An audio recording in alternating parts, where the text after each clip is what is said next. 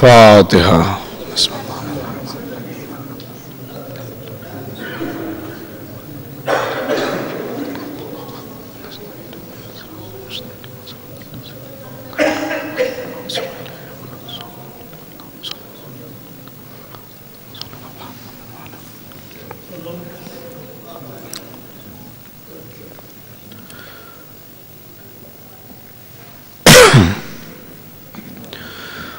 اعوذ باللہ من الشیطان اللعین الرجیم. بسم اللہ الرحمن الرحیم. الحمد للہ رب العالمین وبہ نستعین وهو المعين.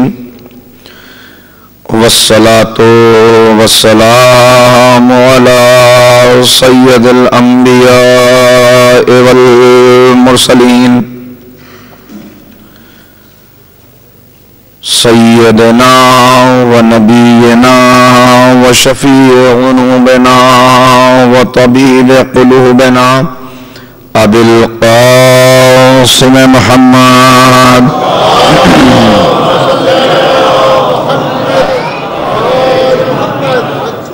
وآله الطيبين الطاهرين المعصومين المظلومين المنتخبين. أما بعد فقد قال الله تبارك وتعالى في كتابه المجيد وفرقانه الرشيد وقوله الحق. بسم الله الرحمن الرحيم. يا أيها الذين آمنوا بالله ورسوله وكتاب الذي نزل على رسوله صلوات.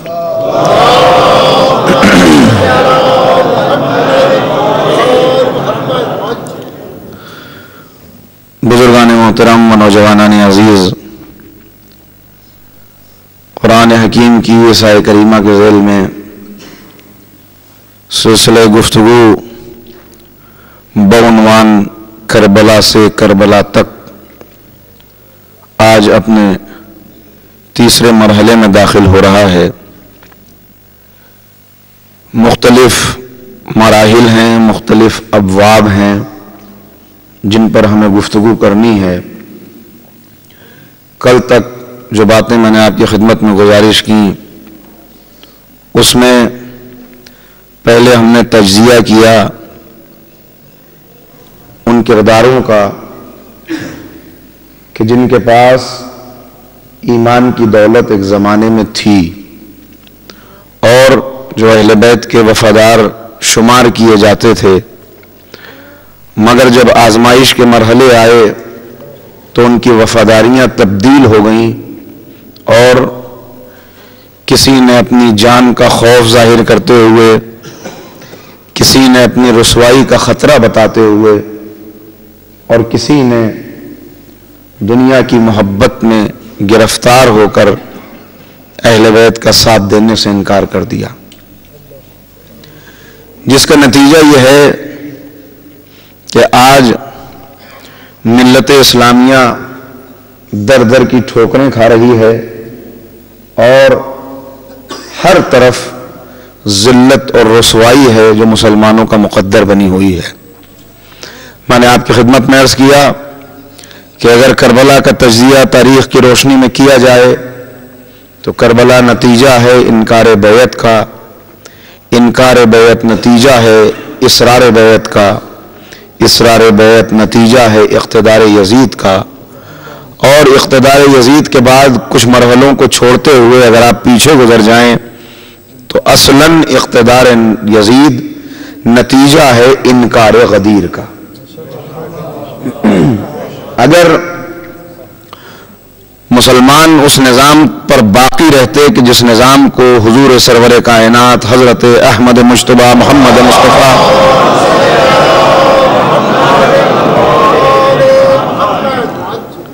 صلی اللہ علیہ وآلہ وسلم نے قائم کیا تھا تو پھر اس کے بعد یہ دشواریاں اور یہ پریشانیاں نہ ہوتی اور آج ملت اسلامیہ کسی اور منزل پہ ہوتی. مگر افسوس کہ وہ امت جسے سید الامم قرار دیا گیا تھا، جسے تمام امتوں کا سردار قرار دیا گیا تھا، آج وہ میر کارواں ہونے کے بجائے گرد کارواں بن کے رہ گئے. عزیزان گرامی، چونکہ ہمیں مرحلہ وار گفتگو کرتے ہوئے ان چیزوں پر غور کرنا ہے کہ جو ہمارے ایمان کو تحفظ اور سلامتی عطا کرتے ہوئے ہمیں اس منزل تک پہنچا دیں اور وہ صلاحیت ہمارے اندر پیدا کر دیں کہ جس سے ہم آنے والی کربلا کے سپاہیوں میں اپنا شمار کرا سکیں. کل گفتگو اس مرحلے تک پہنچی تھی کہ اس زندگی کے اندر جو عبادات رکھی گئی ہیں ان عبادات کا ایک فلسفہ ہے. اللہ ہمارے سجدوں کا محتاج نہیں ہے. ہماری نمازیں اس کی عظمت میں کوئی اضافہ کرنے والی نہیں ہیں کہ اگر ہم نمازیں پڑھیں گے تو ہمارے نمازیں پڑھنے کی وجہ سے وہ اللہ بن جائے گا. وہ اللہ ہے. سجدے کر کے ہم اپنے آپ کو سعید اور کامیاب قرار دیں گے. اللہ کے وقار میں کوئی اضافہ ہونے والا نہیں ہے. ساری دنیا اگر سجدے کرنے چھوڑ دے تو اس کی عظمت میں کوئی کمی واقع ہونے والی نہیں ہے. یہ سجدے اس لیے ہیں کہ اس جہاد کے لیے جو جہاد ہمارا مقصد ہے، جو متاع زندگی ہے، جس کے لیے شب و روز دعائیں ہیں، ہم اپنے آپ کو آمادہ کر سکیں. میں نے عرض کیا اور دو لفظیں جن پر کل کچھ گفتگو ہوئی، ایک صبر اور ایک صلاۃ. نمازیں ادھر بھی تھی، نمازیں ادھر بھی تھی، سجدے ادھر بھی تھے، سجدے ادھر بھی تھے، لیکن ادھر نماز تھی، روح نماز نہیں تھی. مقصد نماز معلوم نہیں تھا. نماز اصل میں نام ہے خود سپردگی کا. نماز تکبر کو توڑتی ہے، نماز بے حیائی سے بچاتی ہے. اگر نماز بغیر روح نماز کے ہو تو پھر اسے ورزش کہا جا سکتا ہے، ٹکریں کہا جا سکتا ہے، نماز نہیں کہا جا سکتا. نماز کا مقصد ہی یہ ہے کہ جب محراب میں بندہ آ جائے، جب اللہ کے سامنے کھڑا ہو جائے تو سب سے پہلے اللہ اکبر کہہ کر تمام معبودان باطل کا انکار کر دے. اس کے بعد سلسلہ آگے بڑھے اور یہ بتاتا ہوا چلے کہ معبود سورہ ہم کو کیوں رکھا گیا، کہ معبود ہم اس بات کا اعتراف کرتے ہیں، اقرار کرتے ہیں، جو عزتیں دی ہیں، جو توانائیاں دی ہیں، جو نعمتیں دی ہیں، جو قوتیں دی ہیں، وہ سب تیری ہی عطا کردہ ہیں. تو ہی لائق حمد ہے، تیرے علاوہ کس کی حمد کریں. تمام تعریفوں کا حقدار تو ہی ہے، یوم الدین کا مالک ہے. اور اس کے بعد ہم تجھی سے طاقت چاہتے ہیں، تجھ سے طاقت ملے، تیرا سہارا ہو تو تیرے سہارے کے ساتھ ہم زندگی کو آگے بڑھائیں. اور اس کے بعد ہر منزل پر انسان اس بات کا اعلان کرتا ہوا چلتا ہے. اب اس اعلان کو جس نے واقعاً دل کی گہرائی کے ساتھ کیا تو اس نے اپنے آپ کو اللہ کی بارگاہ میں اس انداز سے پیش کر دیا کہ واقعاً اس کا شمار بندوں میں ہونے لگا. بندگی اتنی بڑی صنف ہے، اتنا بڑا وصف ہے کہ اگر بندہ واقعی بندہ بن جائے تو بس حق ادا ہو جائے بندہ بننے کے بعد اطاعت کا، عبادت کا. اور یہاں پر میں نے کل آپ کی خدمت میں عرض کیا کہ ہم یہ سوچتے ہیں کہ اللہ نے جو رنگ اور نسل کا امتیاز رکھا، جو صنف کا امتیاز رکھا، جو زبانوں کا امتیاز رکھا، شاید اس امتیاز میں تفاخر کی کچھ صورتیں نکل آئیں، ہم ایک دوسرے کے اوپر فخر کر سکیں. اور اکثر یہ دیکھا گیا ہے کہ ہم اپنی خواتین کو طنز و تعریض کا نشانہ بناتے ہیں اور یہ کہتے ہوئے نظر آتے ہیں، جیسا کہ دوسری قومیں بھی ہم پر الزام لگاتی ہیں، بعض مرتبہ ہم اپنے عمل سے ان کے الزامات کو صحیح ثابت کر دیتے ہیں اور ہم خود اپنی خواتین کا استحسان کرتے ہیں انہیں طنز و تاریخ کا نشانہ بناتے ہیں، انہیں حقارت کی نگاہ سے دیکھتے ہیں اور یہ سمجھتے ہیں کہ ہمیں مرد ہونے کی وجہ سے کوئی برتری حاصل ہے۔ آج کسی کے اوپر گفتگو ہے اس لیے کہ کوئی تحریک جو قیام حق کے لیے قائم کی جائے، جو قیام حق کے لیے جاری کی جائے، وہ اس وقت تک کامیاب نہیں ہو سکتی جب تک باعزت خواتین مردان متقی کے ساتھ کھڑی نہ ہو جائیں۔ کچھ اہل حق ہوں، کچھ اہل حق خواتین ہوں، کوئی ایسی تحریک نہیں ہے۔ آپ دیکھتے چلیں اسلام کی ہر تحریک میں جہاں آپ کو نیک مرد نظر آئیں گے وہیں پر نیک خواتین بھی نظر آئیں گی۔ ہم حوالہ دیتے یہاں پر میں گفتگو کا آغاز کر دوں اب براہ راست مولائے کائنات حضرت علی بن ابی طالب علیہ السلام کے خطبہ نمبر 80 کا حوالہ دیا جاتا ہے اور کہا جاتا ہے کہ مولا نے عورت کو ناقص العقل قرار دیا، ناقص الایمان قرار دیا، ناقص المیراث قرار دیا، اور اس کو حوالہ بنا کر ہم کہتے ہیں کہ ہاں تم سے تو یہ باتیں تو اس کی توقع ہمیں پہلے ہی تھی، اس لیے کہ مولا نے جو کہا ہے وہ غلط تھوڑی ہے۔ ہم مس انٹرپریٹ کرتے ہیں اس لیے کہ اس خطبے کو جب تک اس کے سیاق و سباق کے ساتھ، اس کے پس منظر کے ساتھ نہ دیکھا جائے اس وقت تک اس کے حقائق اور اس کے معارف ہمارے سامنے نہیں آ سکتے۔ وہ ایک خاص جنگ کے بعد دیا ہوا خطبہ ہے جس میں کچھ خاص خواتین کی طرف جو اس کردار کی متحمل ہیں، اس کردار کی حامل ہیں، ان کی طرف اشارہ کیا گیا ہے، ورنہ یاد رکھیے اگر واقعاً عورت ناقص العقل ہوتی، اگر ہاں ایک فرق ضرور رکھا گیا، وہ فرق کیا ہے؟ وہ فرق یہ ہے کہ مرد کے اندر احساسات کم ہوتے ہیں، عورت کے اندر احساسات زیادہ ہوتے ہیں، اور وہ احساس زیادہ ہونا اس وجہ سے ہے کہ اسے ایک بچے کو تربیت کر کے ایک مرد صالح بنانا ہے، اسے معاشرے کی تشکیل کرنی ہے، لہٰذا اس کے اندر ایموشن زیادہ رکھے گئے، ورنہ ناقص العقل نہیں ہے۔ میں آپ کی خدمت میں عرض کروں اگر عورت ناقص العقل ہوتی تو خاندان اہل بیت میں کسی کو عقیلہ بنی ہاشم نہ کہا جاتا۔ صلوات علی محمد و آل محمد۔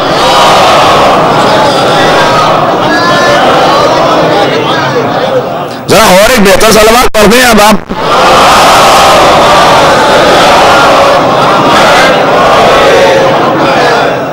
اب خواتین کی عظمت ضرور بتائی جا رہی ہے لیکن اس میں جو پہلو اس کے اندر ہیں ان کے اوپر آپ غور کریں۔ دو وصف میں نے آپ کی خدمت میں کل عرض کر دیے کہ ایک صبر اور صلات سے رابطہ پوری طرح سے ہو، اس کے بعد اور کون سی صفات ہیں کہ جنہوں نے خواتین کو، اس لیے کہ خواتین کی طرف سے اکثر یہ سوال آتا ہے کہ جب امام آئیں گے تو کیا ناصران امام میں خواتین بھی ہوں گی؟ جی ہاں بالکل ٹھیک، خواتین ضرور ہوں گی، اس لیے کہ جینڈر بائس آپ کے یہاں ہے، اللہ کے یہاں نہیں ہے، یہ آپ کی تفریق ہے۔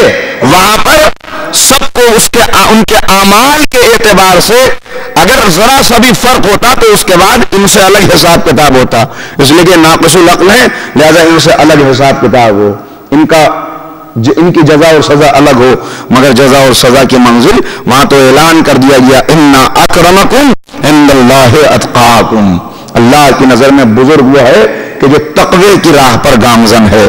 تو تقوی کی راہ پر اگر مرد متقی ہے تو مرد جزا کا حقدار ہے، اگر عورت متقی ہے تو وہ جزا کی حقدار ہے۔ امام کے تعلق سے دیکھیے ایک بات میں نے گزشتہ برس عرض کی تھی، وہاں سے گفتگو کو جوڑتے ہوئے سلسلے کو آگے بڑھا دوں، آپ پوری طرح متوجہ بھی ہیں، ماشاءاللہ حضرات بھی آ چکے ہیں، ایک مرتبہ اور ذرا مل کے صلوات آپ حضرات پڑھ لیں۔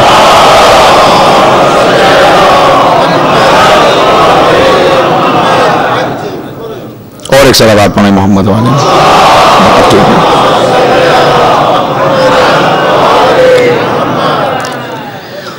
میں نے گزشتہ برس آپ کی خدمت میں یہ عرض کیا تھا کہ جب دجال کا فتنہ جس سے پیغمبر نے بہت زیادہ ڈرایا ہے اور اس کے اوپر ہم نے ایک بسیط بحث کی تھی کہ دجال کیا ہے۔ دجال بعض روایات کے مطابق ایک شخص ہے، بعض کے مطابق ایک سسٹم ہے، بعض کے مطابق ایک نظر نہ آنے والی قوت ہے، اور میں نے باقاعدہ ہر مرحلے پر رک کے آپ کی خدمت میں جو گزارشات کی تھی اس کا نتیجہ یہ تھا کہ تینوں باتیں اپنی اپنی جگہ پہ صحیح ہیں، ایک شخص بھی ہے، سسٹم بھی ہے اور نظر نہ آنے والی قوت بھی ہے.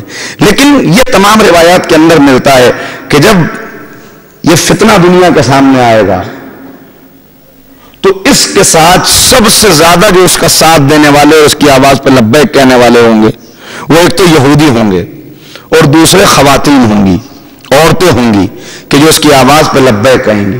اور اس کا جو آلہ ہوگا, یہ ساری باتیں عرض کر چکا ہوں, صرف ربط پیدا کرنے کے لیے دوہرا رہا ہوں, جو اس کا آلہ ہوگا, جو اس کا سب سے بڑا اسلحہ ہوگا وہ میوزک ہوگا جس کے ذریعے سے یہ لوگوں کو متوجہ کرے گا اپنی طرف. تو کچھ خواتین اس کی آواز پہ لبیک کہیں گی, کثیر تعداد میں ہوں گی. یہ منافی عدل ہے کہ کچھ خواتین برائی کی دعوت دینے والی ہوں تو کچھ نیکی کی دعوت دینے والی نہ ہوں. لہذا ضروری ہے کہ اگر برائی کی آواز پر لبیک کہنے والی ہیں تو نیکی کی آواز پر بھی کچھ ایسی عفیف خاتون ہوں, باعصمت خاتون ہوں, فاضلہ اور جلیلہ ہوں کہ جو آواز پر لبیک کہیں اور لوگوں کو بتائیں کہ یہ خواتین کس طرف جا رہی ہیں, ان خواتین کو متوجہ کریں کہ اس کا راستہ صحیح نہیں ہے, امام کا راستہ صحیح ہے. چنانچہ روایات کے اندر موجود ہے کہ امام کی خدمت میں پہنچنے والے جو ناصران ہوں گے اس میں 8000 خواتین ہوں گی. 7,800 کا ایک جگہ فگر ہے, 8000 کا ایک دوسری جگہ تذکرہ ہوا, اور اس کے اندر بعض کے نام بھی آئے, بعض کے نام بھی ذکر ہوئے ہیں.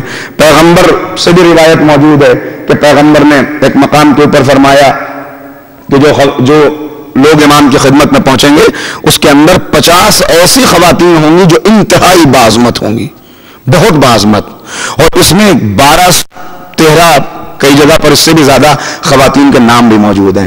ہمیں یہ غور کرنا ہے کہ ان کی وہ کون سی خصوصیت ہے کہ جس کی وجہ سے اللہ انہیں یہ مقام عطا کر رہا ہے, انہیں یہ رتبہ مل رہا ہے کہ وہ خدمت امام میں پہنچ رہی ہیں. اس لیے کہ میں نے عرض کیا کہ صفت کسی کے اندر بھی ہو سکتی ہے. صبر ایک جوہر ہے, ایمان ایک ایسی چیز ہے کہ ایمان کے لیے نہ نسل کی برتری ضروری ہے, نہ زبان کی برتری ضروری ہے. انسان اور ایمان کا جب آپ مطالعہ کریں تو ہو سکتا ہے کہ ایک مرد کے پاس ویسا ایمان نہ ہو جیسا ایک عورت کے پاس ہو. آپ اگر دیکھتے چلے جائیں تاریخ میں ہمیں ایسی بہت سی مثالیں ملتی ہیں. اس لیے کہ ایمان ایک جوہر ہے, ایمان ایک صفت ہے, ایمان ایک وصف ہے. جس کے اندر بھی صلاحیت ہوگی, جس کے ظرف میں بھی گنجائش ہوگی, وہ اتنا اسے حاصل کرتا چلا جائے گا. اور جتنا یہ مضبوط ہوگا اتنا زیادہ ثابت قدمی ہوگی, اتنا زیادہ صبر ہوگا, اتنا زیادہ استقامت ہوگی, اتنا زیادہ حوصلہ ہوگا, اتنا زیادہ ایثار کا جذبہ ہوگا, اتنا زیادہ قربانی کا حوصلہ ہوگا. آپ دیکھتے چلے جائیں, ہم نے دیکھا ہے تاریخ کے اندر, ہم نے یہاں مرد اور عورت کی تفریق نہیں ہے, یہاں بچے اور جوان کی تفریق نہیں ہے, یہاں گورے اور کالے کی تفریق نہیں ہے. یہاں ایمان کا جب مرحلہ آتا ہے تو ہم نے بچے کو تصدیق رسالت کرتے ہوئے دیکھا, بوڑھوں کو رسالت میں شک کرتے ہوئے دیکھا, مردوں کو عورتوں کی طرح کمزوری دکھاتے ہوئے دیکھا, عورتوں کو مردانہ حوصلوں کا حامل دیکھا. ابھی گفتگو آئی جاتی ہے نہیں, اور آگے بڑھ کے آپ دیکھیں, ہم نے صحت مندوں کو میدان عمل سے بھاگتے ہوئے دیکھا, بیماروں کو روزے کی نیت اور منت مانتے ہوئے دیکھا. کسی کو کھانے میں مزہ آتا ہے, کسی کو کھلانے میں مزہ آتا ہے, کسی کو لوٹنے میں مزہ آتا ہے, کسی کو خیرات کرنے میں مزہ آتا ہے. یہ ایمان کے اپنے اپنے درجے ہیں. مگر ایک جملہ کہنا چاہتا ہوں, جو لذت کھلانے میں ہے وہ لذت کھانے میں نہیں ہے. اس لیے کہ کھانے کی لذت عارضی ہے, کھلانے کی لذت دائمی ہے. اگر ایسا نہ ہوتا تو سورہ دہر میں کھانے والوں کا قصیدہ پڑھا ہوتا, مگر کھانے والوں کا قصیدہ نہیں پڑھا, کھلانے والوں کا قصیدہ پڑھا. صلوات پڑھو محمد و آل محمد.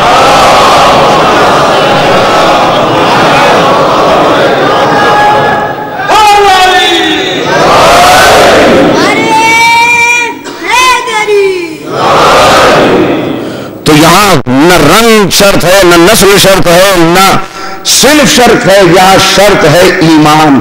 کس کا کس درجے کا ایمان ہے. ایک مثال دیتا ہوا آگے بڑھوں, کتنے لوگ ہیں جن کے دل میں یہ تمنا ہے کہ کاش اس زندگی میں ایک مرتبہ اپنے امام کی زیارت ہو جائے. بلکہ بعض تو ایسے افراد ہیں جو شب و روز تڑپتے ہیں کہ مولا ان آنکھوں کا فائدہ کیا جب آپ کی زیارت نہ ہو.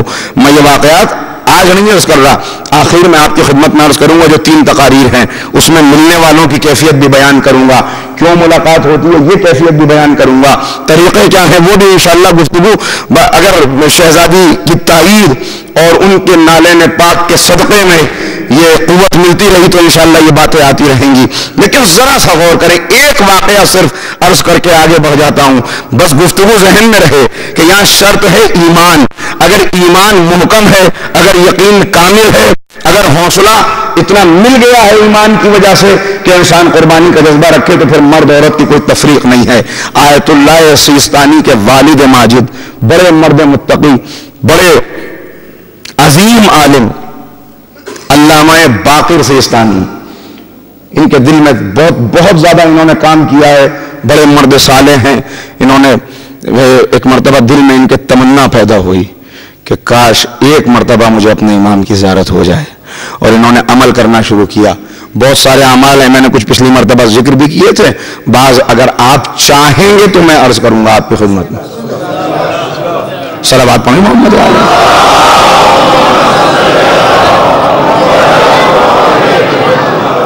تو جو عمل آپ نے اختیار کیا وہ عمل یہ تھا کہ 40 شب جمعہ تک مختلف مسجدوں میں، 40 الگ الگ مسجدوں میں جانا ہے، اور وہاں پہ جا کے کچھ اعمال ہیں جس میں زیارت عاشورہ ہے، زیارت اربعین ہے، وہ پڑھنی ہے، اور اس کے بعد امام سے توسل کی دعا کرنی ہے. آپ مسلسل اتنا تبلیغ دین کرنے والے بہت مرد صالح تھے، ہر تبلیغ دین میں بڑی آپ نے زحمتیں اور دقتیں برداشت کی ہیں. 40 شب جمعہ کا آپ نے یہ عمل شروع کیا کہ میں ہر روز الگ مسجد میں جاؤں گا، زیارت اربعین، زیارت عاشورہ کا یہ عمل کر کے امام سے توسل کروں گا، شاید قسمت وہ دن دکھا دے کہ مجھے اپنے امام کی زیارت ہو جائے. بیان کیا جاتا ہے کہ 38ویں شب جمعہ تھی اور یہ مسجد کے اندر ان اعمال کو انجام دے رہے تھے کہ دیکھا کہ ایک کھڑکی جو باہر کی طرف کھلتی ہے اس کے اندر سے ایک نور اندر داخل ہونا شروع ہوا.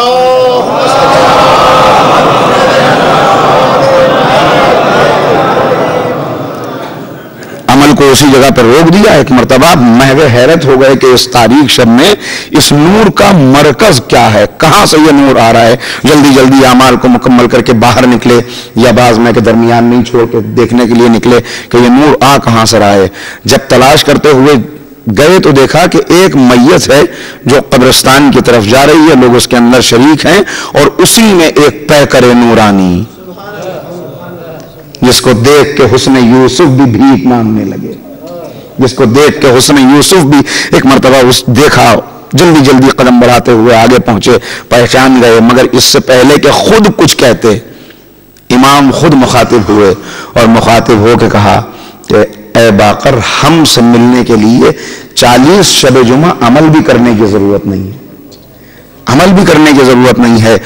تم اس میت کی منزل کو حاصل کر لو، جو اس کا کردار تھا وہ کردار اپنے اندر پیدا کر لو، پھر تم ہمیں تلاش نہیں کرو گے، ہم خود تمہیں ڈھونڈتے ہوئے چلے آئیں گے، ہم خود زیارت کرانے کے لیے چلے آئیں گے. ایک مرتبہ حیرت میں رہ گئے، وہ کہتے ہیں مولا یہ کس کی میت ہے، یہ کس کا جنازہ ہے؟ امام نے بیان فرمایا یہ ایک مومنہ کا جنازہ ہے کہ جس میں شرکت کرنے کے لیے ہم خود آئے ہیں، اس کی نماز جنازہ میں شرکت کریں گے. ایک مرتبہ تڑپ کے کہتے ہیں مولا اتنا بتا دیجئے اس کی وہ کون سی صفت ہے، وہ کون سا وصف ہے کہ جس کی وجہ سے اس نے یہ منزلت حاصل کر لی کہ وقت کا امام خود اس کے جنازے میں شرکت کے لیے آ جائے. امام نے کہا اس کی وہ صفت ہے دین کے اوپر عمل کرنا، قائم رہنا. کہا کہ بادشاہ وقت نے یہ اعلان کر دیا تھا کہ اب کوئی عورت حجاب کے ساتھ باہر نہیں نکلے گی، تو یہ وہ خاتون ہے کہ جس نے 7 سال تک اپنے گھر سے قدم باہر نہیں نکالا کہ میں اپنی کسی ضرورت کو پورا کرنے کے لیے باہر نہیں نکلوں گی، چاہے میری جان ہی کیوں نہ چلی جائے، اس لیے کہ حجاب کی حفاظت بہت ضروری ہے. صلوات پڑھیں محمد و آل محمد.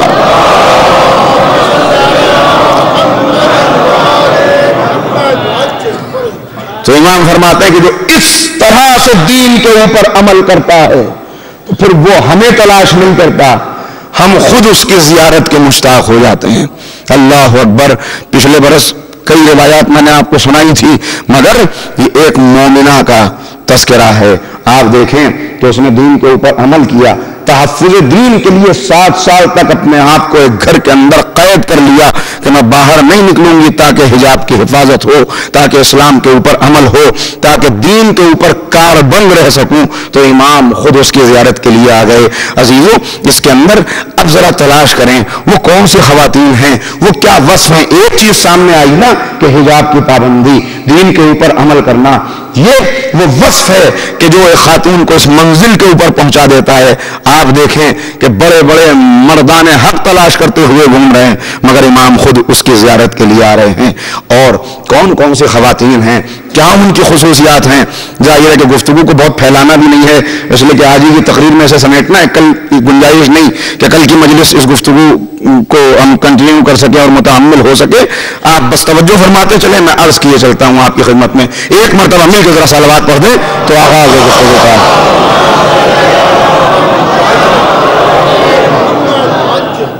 ترتیب کی وجہ سے میں نے کچھ چیزیں تحریر کر لی ہیں تاکہ باتیں چھوٹ نہ جائیں۔ جو جن خواتین کا ذکر کیا گیا، جن کے نام آئے ہیں جو خدمت امام میں پہنچیں گی، پہلے میں ان کے نام آپ کو سنائی دیتا ہوں تاکہ اگر وقت کم رہا اور سب کا تذکرہ نہ آ سکا تو کم سے کم نام تو گوش گزار ہو جائیں۔ ان کے اندر ایک خاتون ہے جناب سمیہ۔ ان کا کیا کردار تھا، کون سی ایسی خصوصیت تھی، ابھی آپ کی خدمت میں عرض کیے دیتا ہوں۔ دوسری ہے جناب برکہ، جنہیں آپ بی بی ام ایمن کے نام سے جانتے ہیں۔ اور ایک خاتون حضرت نصیبہ۔ نصیبہ کا کیا کردار تھا، کیا انہوں نے ایسا عمل انجام دیا، میں بھی آپ کی خدمت میں عرض کرتا ہوں۔ جناب زبیدہ خاتون، جو ایک ظالم بادشاہ کی زوجہ ہیں، مگر کیا ان کا کردار ہے۔ ام خالد احمسیہ، یہ ایک خاتون ہے۔ حبابہ والبیہ، یہ ایک بی بی ہے جن کا تذکرہ آپ نے یقیناً سنا ہوگا، 6 اشرے گزر چکے، کہیں نہ کہیں ذکر ضرور آ گیا ہوگا، ان کا ذکر اکثر آتا ہے۔ ایک ہے جناب قنوہ، یہ روایات کے اندر نام موجود ہیں یہ بیویاں۔ اس کے بعد سیانہ معاشطہ ایک خاتون ہے، بڑا عظیم کردار ہے ان کا۔ جناب وطیرہ ہیں، جناب احبشیہ ہیں، جناب ام سعید حنفیہ ہیں۔ یہ وہ خواتین ہیں کہ جنہوں نے ہم دیکھیں آہستہ آہستہ کیا ان کی ایسی خصوصیات تھی کہ جن کی وجہ سے دیکھیے انبیاء نے اس بات کی خواہش ظاہر کی ہے۔ جناب اسماعیل ابن حزقیل ایک نبی گزرے ہیں، ان کو ان کی امت نے بہت ستایا، اور اتنا ستایا کہ آخر وہ تبلیغ کیا کرتے تھے، مصائب برداشت کرتے تھے، آخر میں انہیں اس انداز سے شہید کیا کہ ان کے چہرے کی کھال کو اتار لیا۔ اتنی اذیت کے ساتھ جب انہیں شہید کیا گیا، ملائکہ میں کوہرام بپا ہو گیا، اور ملائکہ نے اللہ کی خدمت میں عرض کی کہ بالنے والے تیرا یہ مرد صالح، یہ نیک بندہ، اس نے اپنی پوری زندگی کو وقف کر دیا اور اس کے ساتھ امت نے یہ سلوک کیا۔ تو اللہ نے سوال کیا، اللہ نے پوچھا کہ بتاؤ اے اسماعیل کیا چاہتے ہو، اس امت کے اوپر کیسا عذاب لایا جائے جس نے تمہارے ساتھ یہ سلوک کیا ہے؟ تو انہوں نے بارگاہ ایزدی میں عرض کی، پالنے والے میں نے انہیں معاف کر دیا، میں ان کے اوپر کوئی عذاب نہیں چاہتا، میں اپنی اس قربانی کے بدلے میں ایک اجر چاہتا ہوں، میں صرف ایک چیز کا مطالبہ کرتا ہوں۔ کیا چاہتے ہو؟ کہا معبود میں نے اس دور کے بارے میں سنا ہے جب تیرے نبی کا آخری وارث آئے گا، بس مجھے اس قربانی کا یہ اجر عنایت فرما دے کہ جب اس وقت نبی اور ائمہ واپس آئیں تو مجھے بھی زمانہ رجعت نصیب ہو جائے اور میں بھی لشکر مہدی میں شامل ہو سکوں۔ صلوات پڑھیں محمد و آل محمد۔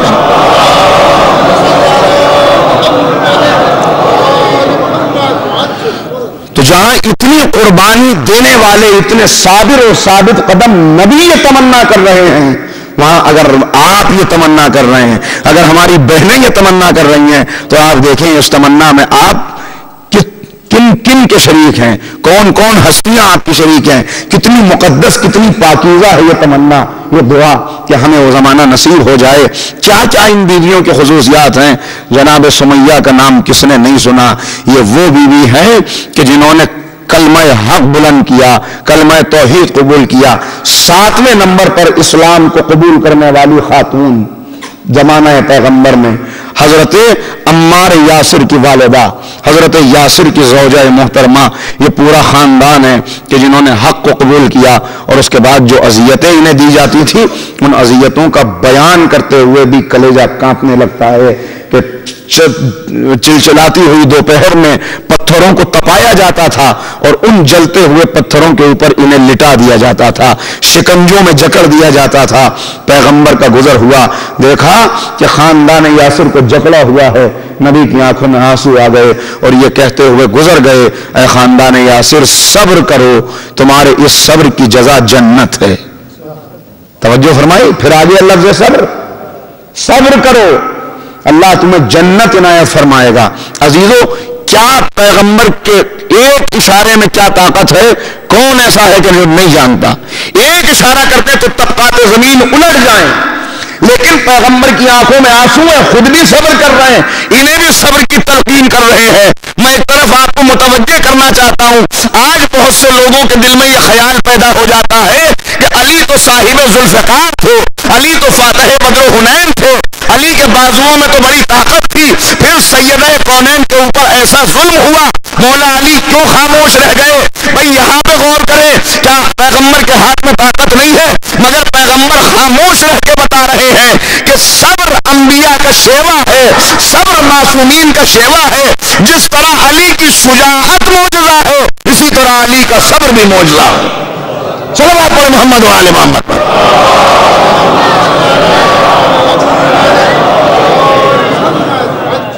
روز مطالبہ کیا جاتا ہے یا تو کلمہ کفر زبان پہ جاری کرو ورنہ تمہیں قتل کر دیا جائے گا، کام شہادت منظور ہے۔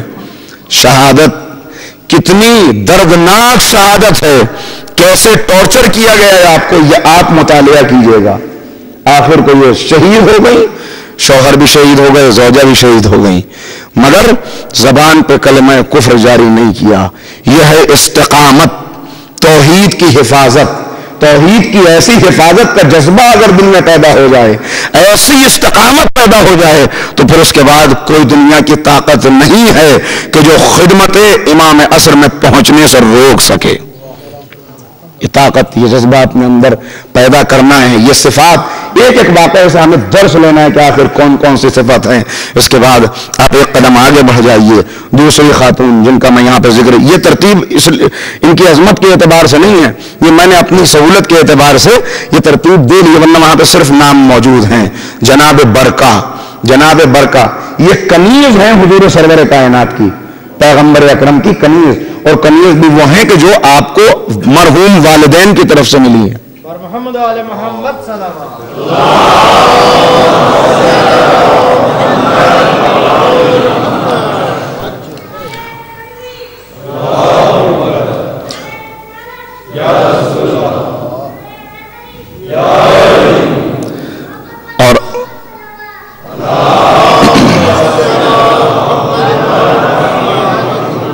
اور ایسی خدمت پیغمبر کی انہوں نے انجام دی ہے، اتنا مامتا بکیری ہے پیغمبر کے اوپر کہ نبی کریم یہ کہتے تھے کہ یہ میری ماں ہے۔ آپ توجہ فرمائیں، اس کائنات میں دو ہی ہستیاں ہیں کہ جنہیں پیغمبر نے اپنی ماں کہا ہے۔ کوئی موازنہ نہیں کر رہا، کوئی تقابل نہیں کر رہا، بڑا فرق ہے دونوں میں، لیکن ان کی یہ صفت ہے کہ یہ اس صفت میں کہ زبان رسالت نے انہیں ماں کہا، سیدہ کونین کی شریک ہیں۔ پیغمبر نے یا فاطمہ کو ام ابیہا کہا، اپنے باپ کی ماں، یا یہ وہ بیوی ہے کہ جسے پیغمبر نے کہا کہ یہ میری ماں ہے، اور کہا کہ یہ میرے اہل بیت میں شامل ہیں۔ جیسے مردوں میں سلمان کو یہ درجہ دیا کہ سلمان اہل بیت میں شامل ہے، اسی طرح خواتین میں انہیں یہ درجہ دیا کہ پیغمبر نے کہا یہ ہمارے اہل بیت میں شامل ہے۔ کیا ان کی ایسی قربانی تھی؟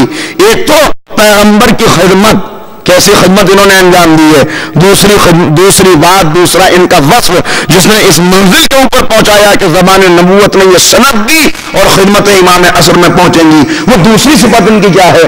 دوسری صفت یہ ہے کہ ان کا بیٹا تھا ایمن، جس کی وجہ سے ام ایمن کہی جاتی ہے، نام برکہ ہے، معروف ام ایمن ہے۔ اس ایمن کو انہوں نے بچپن سے تربیت دی تھی کہ اگر کبھی نبی کے اوپر اپنی جان قربان کرنی پڑے تو پیچھے نہ ہٹ جانا، اپنی جان کی قربانی پیش کر دینا، اور ماں کی تربیت کا یہ اثر تھا کہ جنگ حنین کے اندر جنگ کرتے ہوئے جناب ایمن نے شہادت کو قبول کیا، شہید ہو گئے. تو یہ ان کی صفت ہے.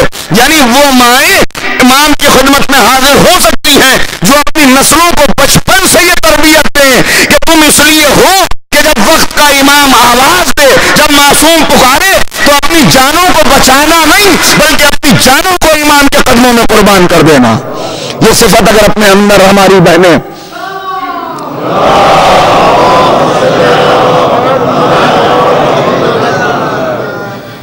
تیسری ان کی صفت کیا ہے؟ بس اس پر تبصرہ نہیں کرنا، نہ کوئی روشنی ڈالنی ہے، صرف اشارہ کرنا ہے.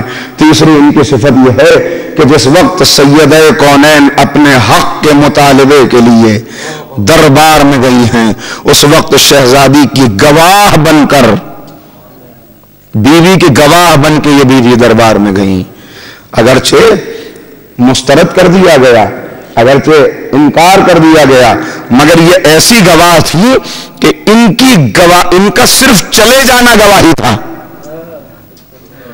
میں کس طرح سے یہ جملہ عرض کروں، ان کا زبان سے کچھ نہ کہنا، صرف چلے جانا ہی گواہی تھا.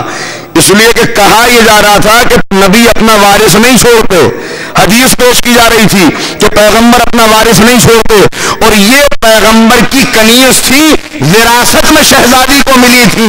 تو یہ خود زندہ ثبوت تھی اس بات کا کہ اگر وارث نہ چھوڑا ہوتا تو میں پیغمبر کے بعد شہزادی کی خدمت میں کیسے پہنچی ہوتی. صلوات محمد و آل محمد.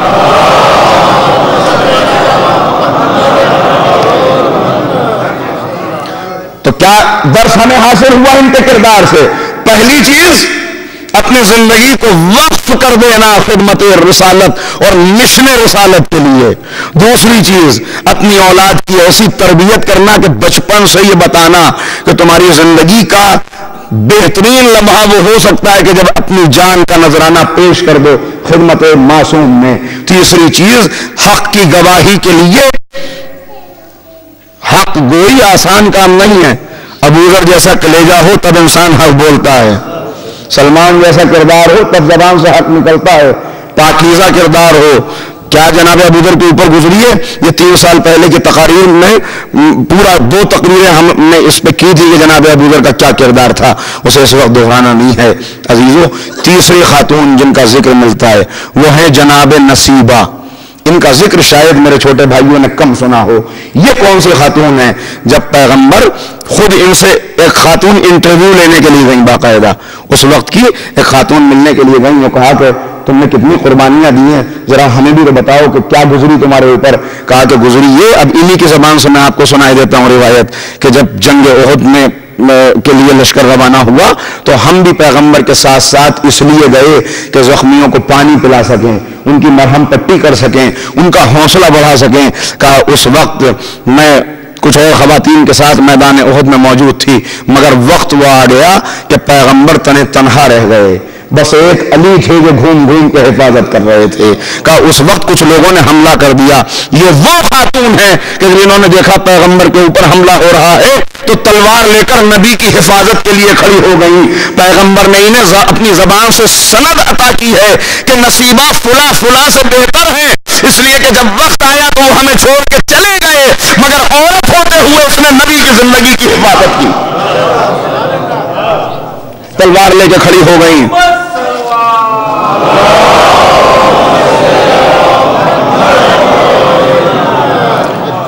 اور اب جو نبی کی حفاظت میں تلوار چلانا شروع کی، یہاں ایک بات عرض کرتا چلوں کہ عورت کے اوپر سے جہاد ساقط ہے، مگر جہاد کرنا، تحفظ میں اور دفاع میں تلوار اٹھانا منع نہیں ہے، اور خاص طور پہ جب تحفظ حیات پیغمبر کا ہو، جب نبی کی زندگی خطرے میں ہو.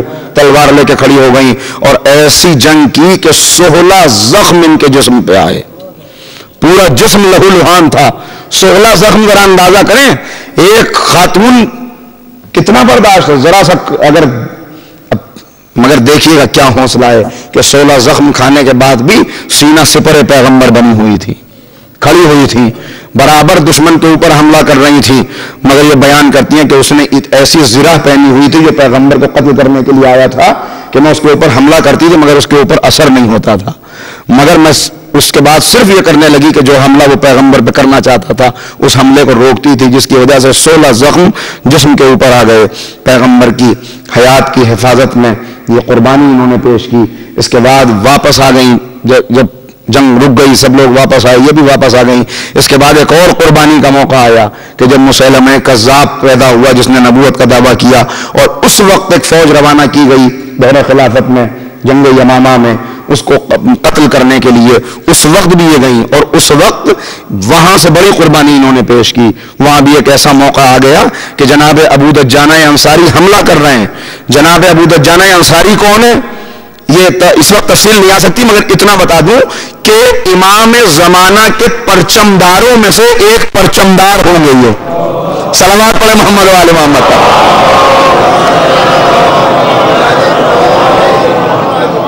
عام سپاہی کی بات نہیں، پرچمداروں میں سے ایک پرچمدار ہیں یہ۔ صفت ان کی کیا ہے؟ ایک جملے میں عرض کیے دیتا ہوں چلیے، تاکہ بات اب نام آ گیا تو بچوں کو پتہ چل جائے کیا ان کی صفت ہے۔ ان کی صفت یہ ہے کہ جنگ احد میں جنگ کرتے کرتے تلوار ان کی ٹوٹ گئی۔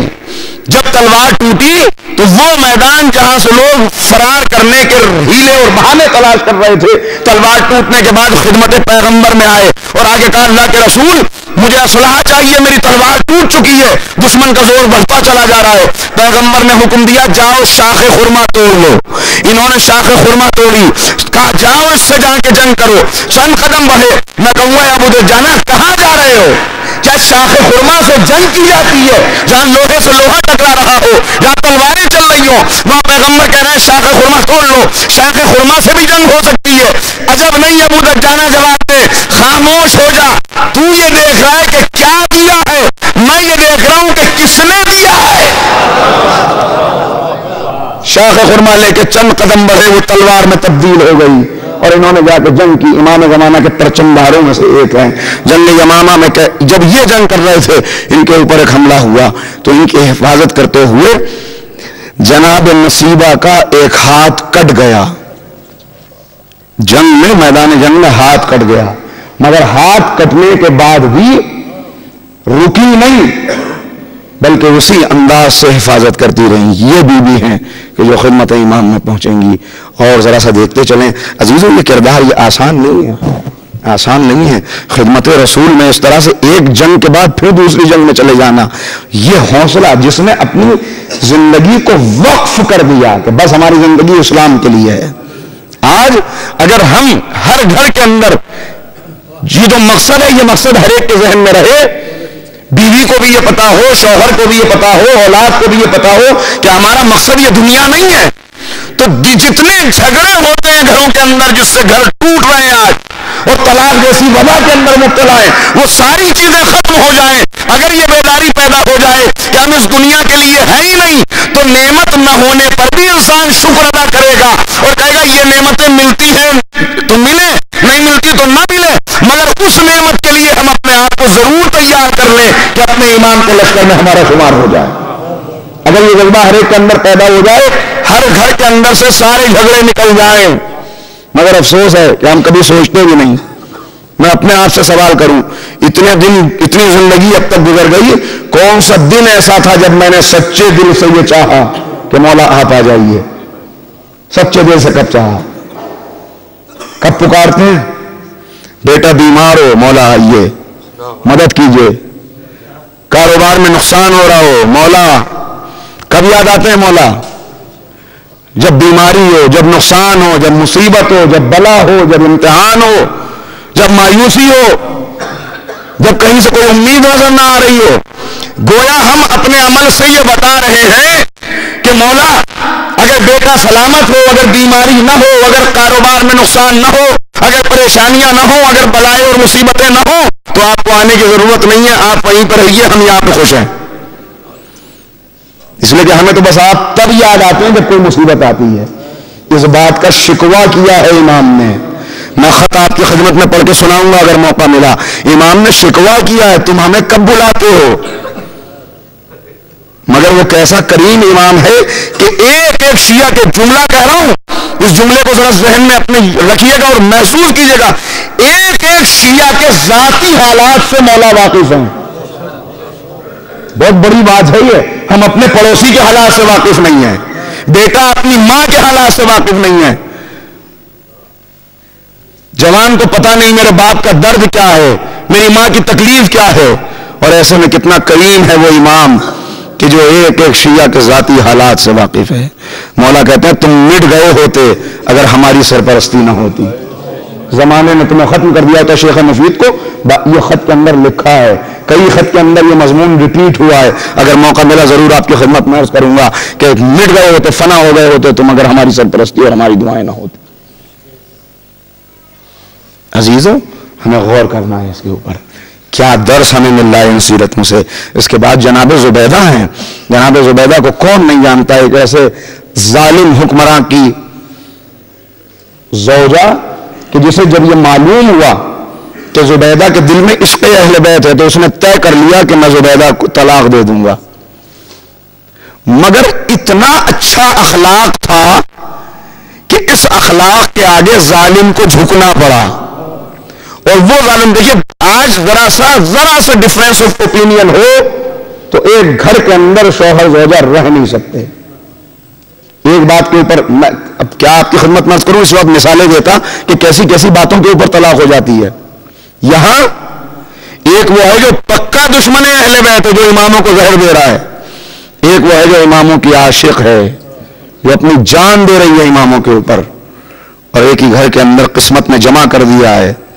شوہر چاہتا ہے زوجہ کو طلاق دے دے, مگر اتنا اچھا اخلاق ہے کہ بالآخر جھکنا پڑا اور اس نے کہا نہیں, اتنی اچھی خاتون کو طلاق نہیں دے سکتا. اور یہ آزادی دے دی, تم اپنے مذہب پر باقی رہو, میں اپنے مذہب پر باقی. ایک تو ہے اخلاق ان کی خصوصیت. نباہ کرنا ذرا سی پریشانی ہو جائے ہم نباہ نہیں کر سکتے. کتنے جھگڑے ہیں آج گھروں کے اندر ذرا سی بات کے اوپر. میں نے پچھلی بار یہ بات عرض کی تھی, پوچھتے ہیں لوگ ہم اپنے گھروں میں کیسے, اب اتنی سنجیدہ گفتگو ہے کہاں سے بیچ میں باتیں آ رہی ہیں بہت ساری ذہن میں, مگر چھوڑ رہا ہوں. صرف ایک بات بتا دیتا ہوں کہ یہ ہم نے اپنے بزرگوں سے سنا تھا, ہمیشہ سنتے چلے آئے تھے کہ اگر خالی گھر میں بھی داخل ہو تو سلام علیکم, سلام کر کے داخل ہو. ہماری سمجھ میں نہیں آتا تھا کہ جب گھر خالی ہے تو سلام کسے کیا جا رہا ہے. مگر اب یہ بات جب چیزیں گزری نظر سے تب پتہ چلی کہ سلام اس لیے کر کے داخل ہو کہ جب تم سلام کر کے داخل ہوتے ہو تو شیطان گھر سے باہر نکل جاتا ہے. صلوات پڑھیں محمد و آل محمد.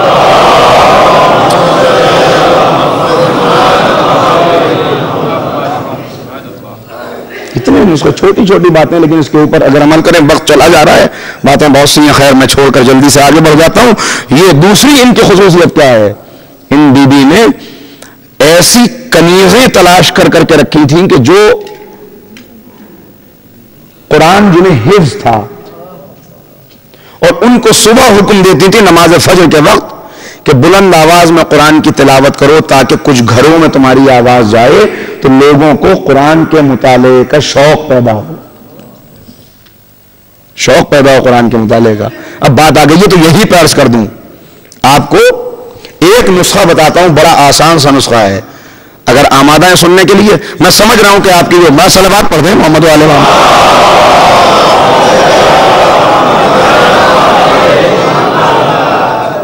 دیکھیے یہ گفتگو اسی انداز میں ہو سکتی ہے اور میں سمجھ رہا ہوں کہ باتیں پہنچ رہی ہیں. عزیزو, فتنہ دجال سے بچنے کے لیے ہم پریشان رہتے ہیں, کیا کریں فتنہ دجال سے بچنے کے لیے. میں پیغمبر اکرم کا بتایا ہوا نسخہ آپ کو بتاتا ہوں, امام صادق کا بنایا ہوا نسخہ آپ کو بتاتا ہوں.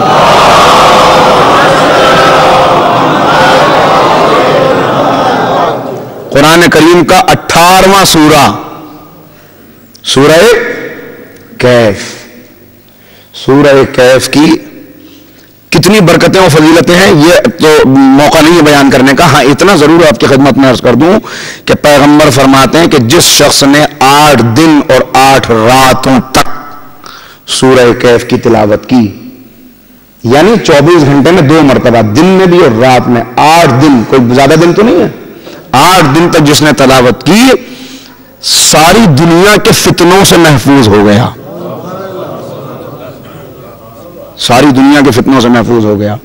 اور فتنہ دجال سے بچنے کے لیے دجال کا فتنہ کیسا ہوگا یہ میں نے بیان کیا، موقع نہیں ہے کہ اس کو میں دہراؤں یہاں پر، مگر فتنہ دجال سے بچنے کے لیے اور سورہ کہف پڑھیں تو تلاوت اس کی ترجمے کے ساتھ کیجیے گا، اسے پڑھیے گا۔ شروع کی جو 28 آیات ہیں 28 29 تقریباً، اس کے اندر اصحاب کہف کا واقعہ ہے۔ آپ دیکھیں اصحاب کہف کی ثابت قدمی 28 آیات کی 29 آیات تقریباً اتنی ہے، جس کے اندر 110 آیات کا سورہ ہے کل، اس کے اندر اصحاب کہف کا واقعہ ہے۔ اس کے بعد آگے بڑھے تو 2 لوگوں کا واقعہ ہے کہ جن میں سے ایک رئیس ہے اور غریب ہے، امیر غریب سے یہ کہہ رہا ہے اس کو اللہ نے باغات عطا کیے ہیں، کھجور کا انگور کا باغ ہے، اس کے چاروں طرف کھجور کا باغ ہے، اس کے بیچ میں زراعت ہے، اس میں نہر جاری ہے، اور وہ غریب سے کہتا ہے کہ دیکھا میں تجھ سے کتنا زیادہ امیر ہوں، تکبر کرتا ہے کہ کیا تو قیامت کی باتیں کرتا ہے، دیکھ کتنا زیادہ نعمتوں کی بارش ہے، کتنا زیادہ برکتیں ہیں، مجھے تو لگتا نہیں کہ کبھی قیامت آنے والی ہے، یہ باغات مجھ سے چھننے والے ہیں، یہ نعمتیں جانے والی ہیں۔ اس کے بعد غریب جواب دیتا ہے کاش تو نے ماشاء اللہ کہہ دیا ہوتا۔ اور اس کے بعد یہ تقریباً 20 آیات میں اگلی میں یہ پورا واقعہ چلا کہ پھر کیسے اللہ نے باغوں کو ایسا الٹ دیا کہ ان کی جڑیں اوپر آ گئی، اور اس کے بعد یہ کہتا تھا یہ میں نے کیا کیا۔ اس کے بعد اور یہاں سے آپ آگے بڑھیں گے تو اس کے بعد جناب موسیٰ اور خضر کا واقعہ ہے۔ 110 آیات کے اندر کیا کیا ملے گا آپ کو، جناب موسیٰ اور خضر کا واقعہ چلتا ہے یہاں سے آگے۔ اس کے بعد جناب ذوالقرنین کا واقعہ ہے، یاجوج اور ماجوج کا واقعہ پورا یہاں پہ موجود ہے، جناب ذوالقرنین نے کس طرح سے انہیں قید کیا۔ اس کے بعد اور آگے بڑھیں گے تو شیطان کے انکار کا واقعہ ہے کہ اس نے سجدے سے کیسے انکار کیا، اور یہاں پہ یہ اعلان کیا گیا کہ وہ ملائکہ میں سے نہیں تھا، وہ جن تھا۔ اور بالکل آسان بات عزیزو بتایا امام جعفر صادق علیہ السلام بیان فرماتے ہیں کہ جس نے سورہ کہف کو حفظ کر لیا، میں صرف پیغام دے رہا ہوں، یہ نہیں کہہ رہا کہ مجھے حفظ ہے، لیکن میں بھی کوشش کروں آپ بھی کوشش کریں، جس نے سورہ کہف کو حفظ کر لیا وہ جنت میں داخل ہو گیا۔ پورا سورہ نہیں یاد ہو سکتا، بالکل آسان نسخہ، آخری 10 آیتیں، جس نے آخری 10 آیتیں یاد کر لی وہ انشاءاللہ فتنہ دجال سے محفوظ رہے گا اور دجال کے فریب میں ہرگز مبتلا نہیں ہوگا۔ آخری 10 آیتیں صرف ایک صفحے پہ آ جاتی ہیں، بالکل ایک سطر کی آیتیں ہیں۔ عزیزو غور کریں کتنی چیزیں بتائی گئی، میں نے یہ بات آ گئی تھی تو اس لیے کر دیا، صلوات پڑھ دیں محمد و آل محمد۔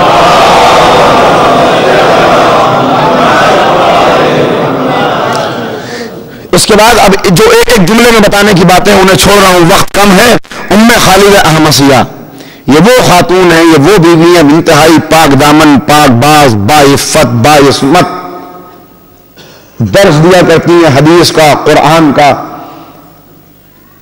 ایک مرتبہ خدمت امام میں حاضر ہوئی، بیمار ہو گئی، خدمت امام میں آئیں اور آنے کے بعد کہا مولا ایک مسئلہ دریافت کرنے کے لیے آئی ہوں، میں بیمار ہوں، شفا کی کوئی امید نظر نہیں آتی، اور طبیبوں نے یہ کہہ دیا ہے کہ تمہارے مرض کا علاج یہ ہے کہ شراب پیو، شراب کے علاوہ کسی چیز سے تمہیں شفا حاصل ہونے والی نہیں ہے۔ کہ پھر ہمارے پاس کیوں آئی ہو؟ کہ مولا آپ کا کیا حکم ہے؟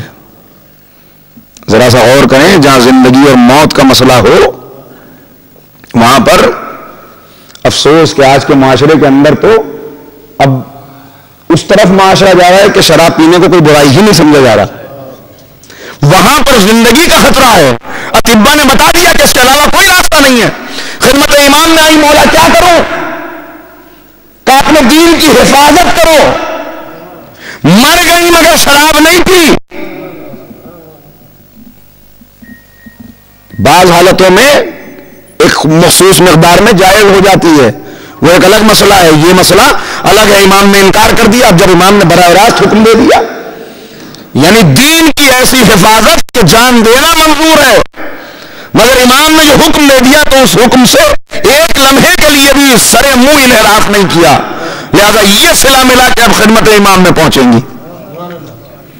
حبابہ والبیہ، اگر 5 منٹ زیادہ ہو جائیں تو معاف کیجیے گا، صرف 2 خواتین کا اور تذکرہ کر کے میں اپنی گفتگو کو ختم کر دوں گا۔ جناب حبابہ والبیہ یہ کون خاتون ہے؟ یہ وہ بیوی ہیں کہ جن سے آپ نے روایات بھی سنی ہیں، مگر میں مختصراً بیان کر رہا ہوں، جنہیں یہ معلوم ہوا کہ بعد رسول امام برحق علی ابن ابی طالب علیہ السلام ہیں،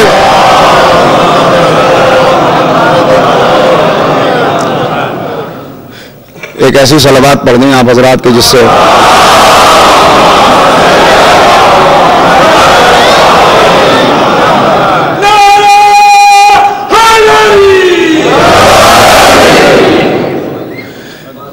انہیں یہ معلوم ہوا کہ امام خود تو معلوم ہے اور جانتی ہیں، لیکن چاہتی ہیں کہ تبلیغ بھی ہو جائے ولایت علی کی.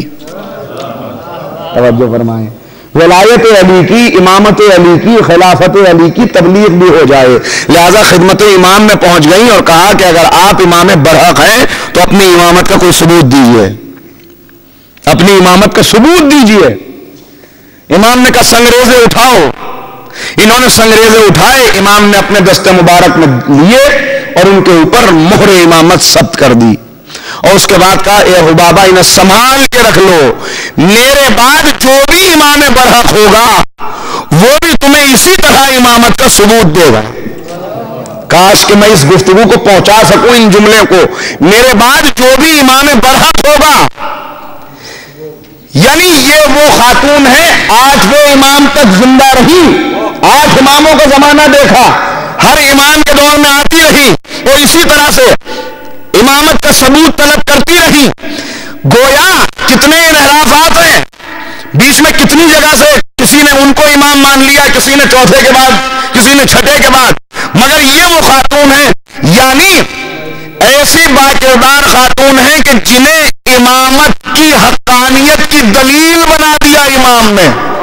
نہیں توجہ فرمائی، پہلے سے لے کے آج تک آئی اور آگے ثبوت لیتی رہی اور سب کو بتاتی رہی کہ امام برحق وہ نہیں ہے، امام برحق یہ ہے، اس لیے کہ میں نے ان سے ثبوت لے لیا ہے. یعنی جنہوں نے 8 اماموں کی ولایت کی تبلیغ کی. اب اس سے بڑا جملہ کہاں سے لاؤں؟ صلوات پڑھیں محمد و آل محمد پر.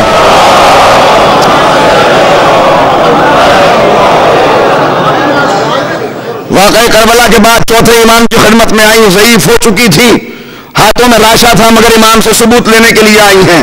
جس وقت پہنچی اس وقت امام مصلی کے اوپر نماز پڑھ رہے تھے، امام محل عبادت تھے. انہوں نے چاہا پلٹ گئی کہ میں پھر کسی وقت پہ آؤں گی. جیسے ہی پلٹی، چوتھے امام نے انگلی سے اشارہ کیا کہ رکو. امام کے اشارے پہ پلٹی تو جوانی بھی پلٹ آئی.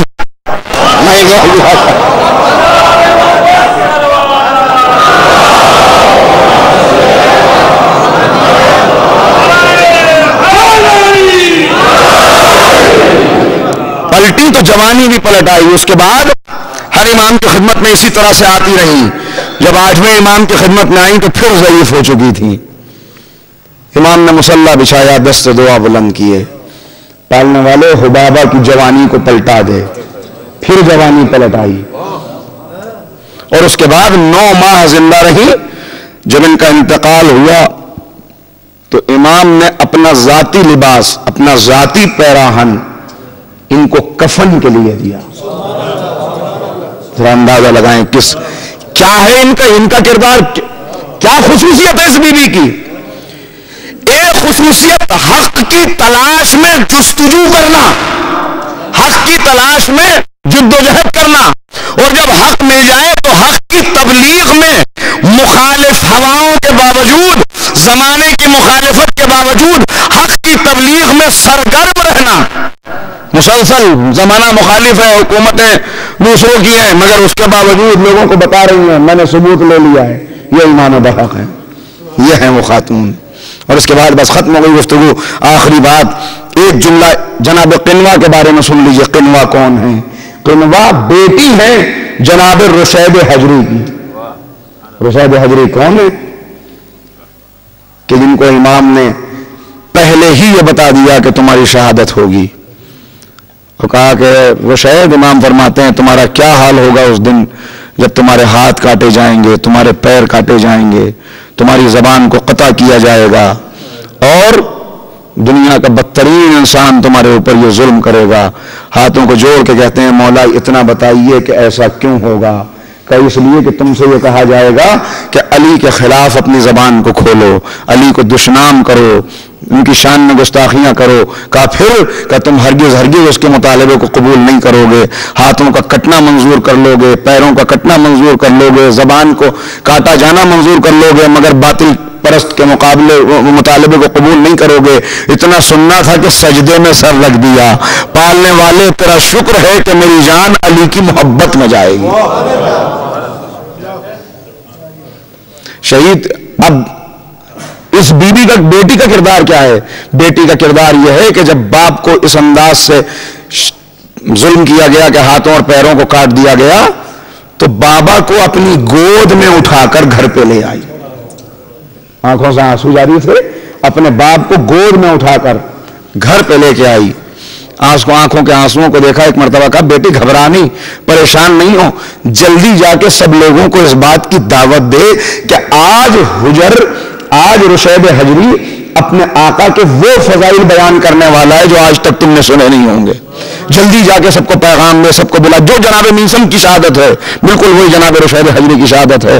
سب کو اس نے بلایا. اس کے بعد جب زبان بھی کاٹ دی گئی تو اب اشاروں میں فضائل بیان کر رہے ہیں. مجمع منتشر کر دیا گیا. ظالموں نے ایک مرتبہ کہا کوئی نہیں رکے گا. جب سب چلے گئے تو رشید نے دیکھا کہ بیٹی رو رہی ہے. یہ زبان کٹنے سے چند لمحے پہلے کا واقعہ. بیٹی رو رہی ہے. کہا کہ بیٹی روتی کیوں ہے؟ شہادت تو بہت بڑی سعادت ہے، میں علی کی محبت میں شہید کیا جا رہا ہوں. کہا بابا اس لیے نہیں رو رہی کہ آپ شہید کیے جا رہے ہیں، اس لیے رو رہی ہوں کہ کاش میں آپ کا بیٹا ہوتی تو آپ کی طرح میں بھی اپنی شہادت پیش کر دیتی. بابا شہادت پر راضی ہوں. یہ وہ بیٹی ایک کتنی 15-16 سال کی خاتون اور اس کا یہ جذبہ، اس جذبے کی وجہ سے خدمت امام میں پہنچے گی. آخری بات، گفتگو ختم ہو گئی. اس کے بعد اب موقع نہیں ہے کہ میں آگے بیان کروں، مگر ایک خاتون کے بارے میں اگر نہ بیان کروں تو بہت ناانصافی ہو جائے گی اور ان کی روح سے پھر میں شرمندہ رہوں گا. لہذا 2 منٹ آگے بڑھ جائے اس کے لیے معذرت. ایک مرتبہ مل کے آپ صلوات پڑھ دیں تو آخری بات.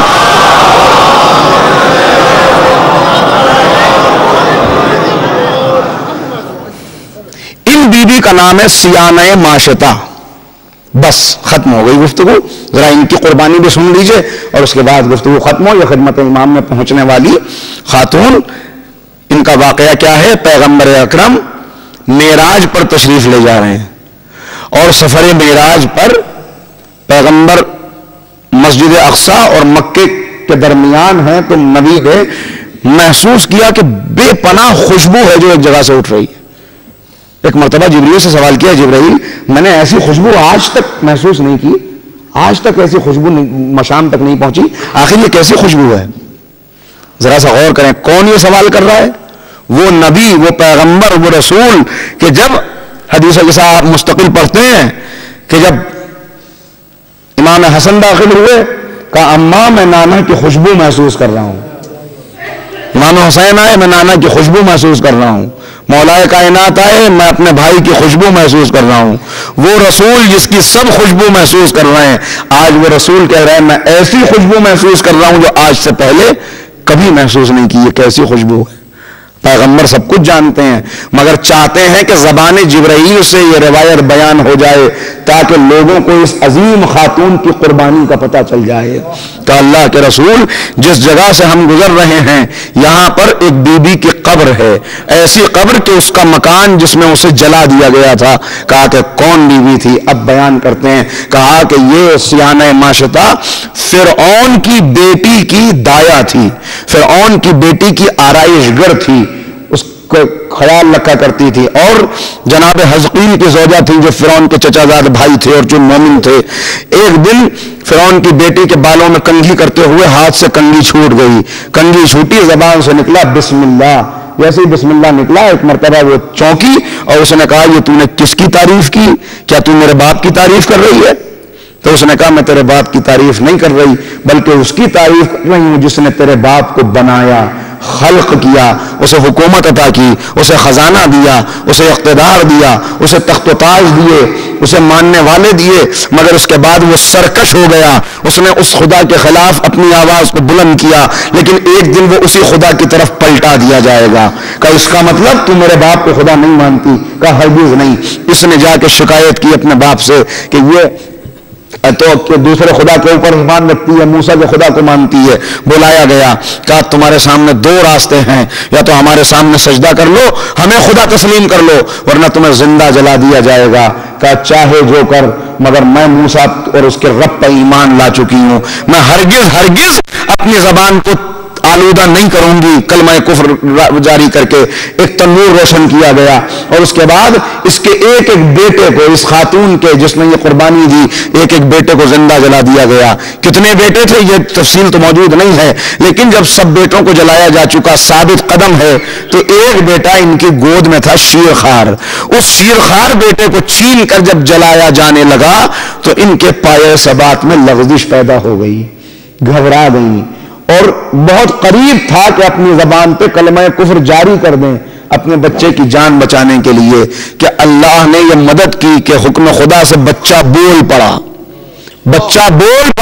اور اس نے کہا اے اماں اتنی قربانی دینے کے بعد اب کمزوری نہ دکھاؤ، مجھے بھی جل جانے دو، انشاءاللہ اس کی جزا جنت ہے۔ اور اس کے بعد ثابت قدم ہو گئی کہ جلا دے اس بیٹے کو بھی، مگر میں اپنے حق سے ہرگز انکار نہیں کروں گی۔ بیٹے کو بھی جلا دیا گیا، اور اس کے بعد انہیں بھی زندہ جلا دیا گیا، مگر انہوں نے وحدہ لا شریک کا جو کلمہ پڑھ لیا تھا، تو پھر اس کے بعد ہرگز فرعون کے سامنے اپنے سر کو نہیں جھکایا۔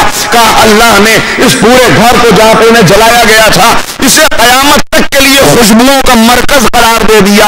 اب یہاں سے ایسی خوشبوئیں اٹھتی رہیں گی، اور جب رجعت کا موقع آئے گا تو اس خاتون کو یہاں سے اٹھا کے خدمت امام میں پہنچا دیا جائے گا۔ صلوات پڑھیں محمد و آل محمد پر۔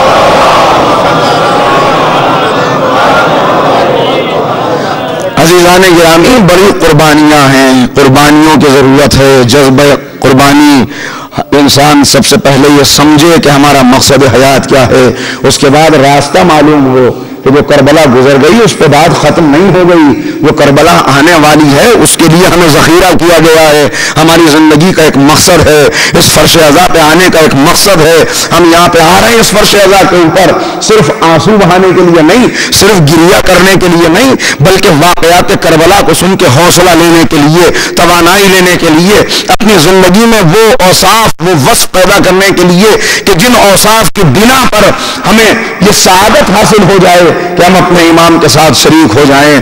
عزیزو، خواتین کے بغیر میں نے عرض کیا کوئی مہم مکمل نہیں ہے، اور آج آپ جس بی بی کے اوپر آنسو بہانے کے لیے جہاں جمع ہیں، جس بی بی کا پرسہ سیدہ کونین کو دینے کے لیے جمع ہیں، عزیزو خاندان اہل بیت کی تو ہر بی بی ایسی گزری ہے کہ جس کی پوری زندگی مصیبتوں میں گزر گئی۔ کیا کوئی بی بی جناب فاطمہ جیسی ہوگی کہ جس نے باپ کے بعد یہ مرثیہ پڑھا، بابا آپ کے بعد اتنے مسائل پڑھے کہ اگر دنوں پہ پڑھتے تو تاریک راتوں میں تبدیل ہو جاتے۔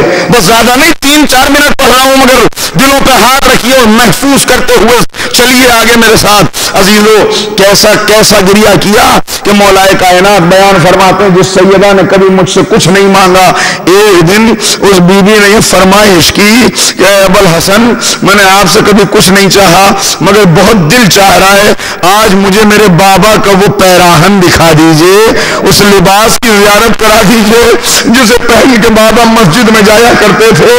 علی خوشی خوشی اٹھے، صندوق نکالا، اس کے اندر سے پیغمبر کا وہ لباس نکالا، لباس جیسے ہی شہزادی کے سامنے آیا رونا شروع کیا، اے بابا، اے بابا، بابا آپ کا لباس موجود ہے، بابا آپ کی خوشبو کو میں محسوس کر رہی ہوں، مگر اے بابا آپ کے بعد زمانے میں کیا انقلاب آ گیا، جس در پہ آپ سلام کیا کرتے تھے بابا اس پہ آگ روشن کر دی گئی، اتنا روئی کہ روتے روتے بے ہوش ہو گئی۔ اللہ علی نے فضا کو ہدایت کی یہ لباس کبھی دوبارہ زہرا کے سامنے نہ آئے، ورنہ زہرا زندہ نہیں رہے گی۔ میں ہاتھوں کو جوڑ کے پوچھتا ہوں، اے بیوی آپ نے صرف لباس دیکھا تھا، لباس میں خون تو لگا ہوا نہیں تھا، لباس میں کوئی زخم کا نشان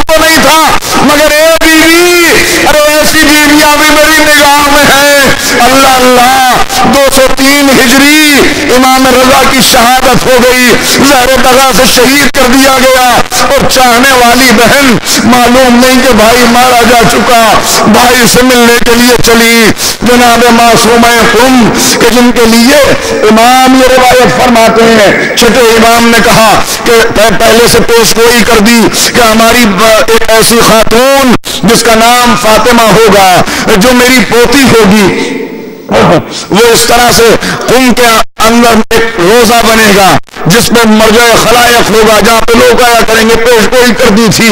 بی بی چلی اپنے بھائی سے ملنے کے لیے، جس کی جو ایسی عظیم خاتون، ایسی عظیم بی بی، وقت نہیں رہا کہ باتیں زیادہ عرض کروں، مگر صرف اتنا کہتا ہوں کہ جب یہ قافلہ چلا تو پہلے روزہ رسول پہ آئی، اس لیے کہ جانتی ہیں اب مدینے واپس آنا نہیں ہوگا، اور دونوں ہاتھوں کو پھیلا کے کہا نانا میں مدینہ چھوڑ رہی ہوں۔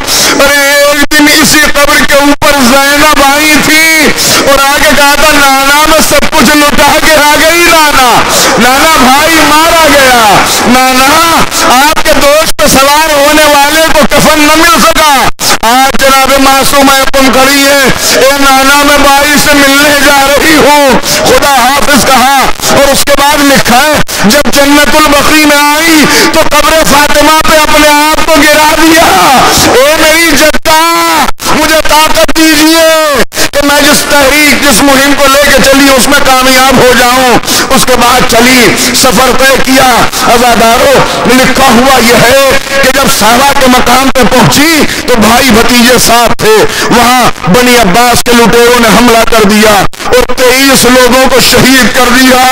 جس طرح زینب نے اپنے سامنے شہادتیں دیکھی تھی اسی طرح بی بی معصومہ قم نے بھی شہادتیں دیکھی، بیمار ہو گئی، اور اس کے بعد جب قم میں پہنچی تو عجیب منظر دیکھا، پورے شہر کے اندر سیاہ پرچم، لوگ سیاہ لباس پہنے ہوئے، پوچھا کیا ہوا، کہا امام رضا کو زہر دے دیا گیا، اتنا سننا تھا، چیخ کے کہا ہائے برادر، ہائے بھیا، اور بے ہوش ہو گئی۔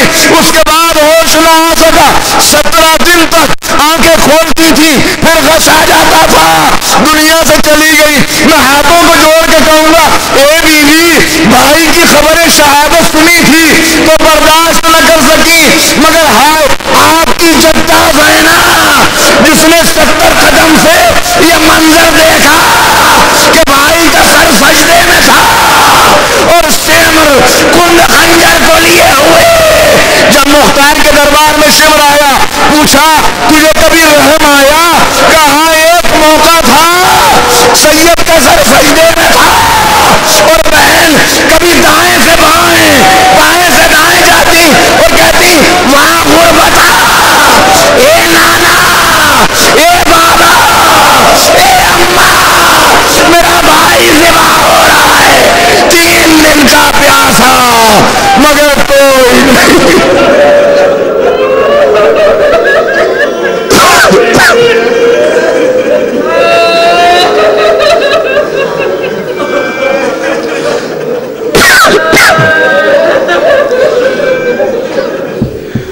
بارے الہ ہماری اس عبادت